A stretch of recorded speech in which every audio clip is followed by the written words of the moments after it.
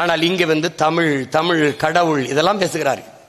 கேரளாவில் ஐயப்பனை தொட்டார்கள், பெண்கள் உள்ளே வரக்கூடாது என்றார்கள். ஒரே மகன்.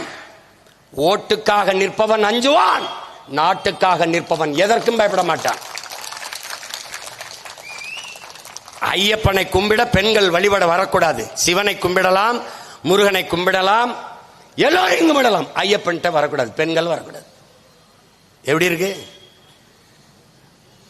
கோயிலில் ஒரு கருவறை இருக்கிறது, அது நாம் உருவாக்கியது.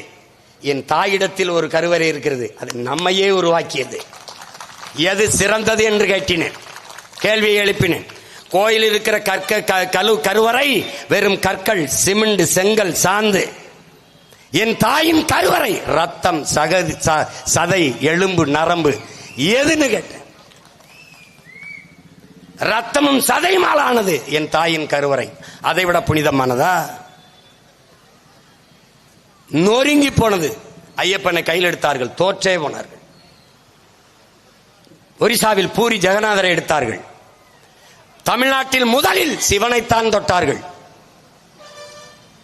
அது மார்க்கெட்லாம் போச்சு, எடுவல்ல. அப்ப யாரு பரபரப்பா இருக்காங்க?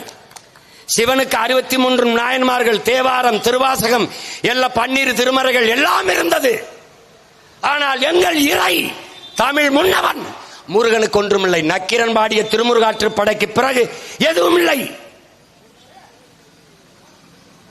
சந்தை மதிப்பு இழந்த ஒரு நடிகன் போல தமிழர்களால் கைவிடப்பட்டு நிராகரிக்கப்பட்ட தமிழ் இறை நின்றான் முருகன். அந்நேரத்திலே நம்மிட முன்னோர் அருணகிரிநாதர் என்கிற பெரும்பாவளன் வந்தான். திருப்புகழ் பாடினான் முருகன் மேலே. பக்தி திரு முத்து திருநகை என்று பாடினான். எழுந்தான் மறுபடி முருகன் தமிழின மக்களின் உள்ளத்தில், இல்லத்திலே. ஐயப்ப